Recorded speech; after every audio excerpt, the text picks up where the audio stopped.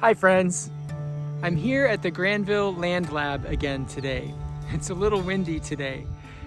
This nearly 100-acre biodiverse ecosystem began as a 5-acre idea from students about 8 years ago.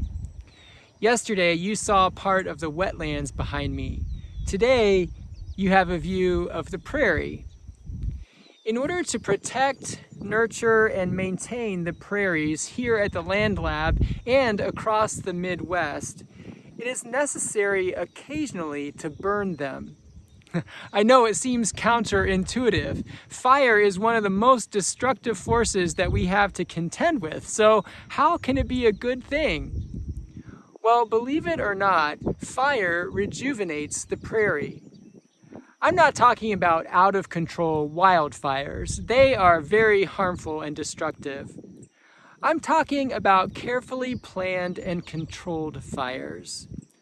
The goals of these prescribed fires are to restore nutrients to the soil by removing them from dead organic matter, to prevent invasive species from choking out the native plants, to remove dry, lingering plant matter that could be fuel for a wildfire, and to maintain a grassy environment by preventing woody plants and trees from taking over. The native prairie plants have adapted to survive fires.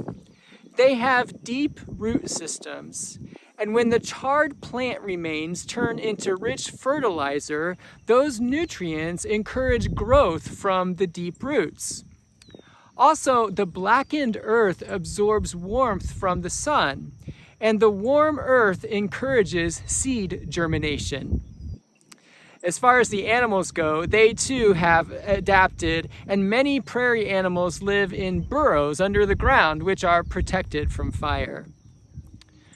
Prescribed prairie fires got me to thinking about things or situations that seem bad but turn out to be good. For example, last month I went on the youth mission trip to South Carolina, but I had to come home in the middle of the week. That was not something that we had planned for, and so it left our college-aged chaperone, Xander, in charge of all of the boys. Now, that seemed bad, not because we didn't trust Xander, but because that's a big responsibility, especially for someone who's only a few years older than the youth. But you know what? It turned out to be a good thing. Xander rose to the occasion and blossomed in his leadership in a way that he might not have had I still been there. The reason that I had to come home was for the funeral of a man named Michael, who was only 59 years old. That also seems like a bad thing. It is certainly a sad thing, but the good part of it is that Michael is no longer suffering. He has no pain and no limitations. He is whole and well in the very presence of God. I'm sure it wouldn't take you very long to think of examples in your own life when negative circumstances turned out to be a turning point, or an opportunity to learn something about yourself, or to connect with someone else, or to grow in your faith. It happens all the time in the Bible. Joseph being sold into slavery by his brothers so that he could later save them and all of Egypt from famine. Moses fleeing Egypt for his life so that he could meet God through the burning bush in the wilderness.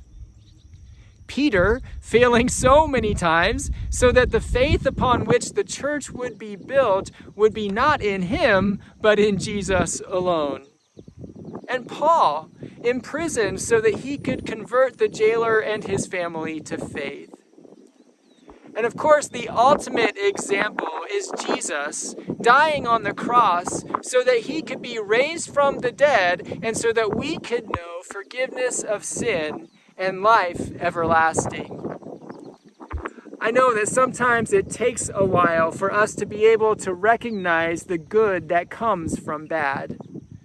But be on the lookout. Maybe the fire that you're going through will lead to new growth and new life in the end. Thanks for listening. I'll see you again tomorrow.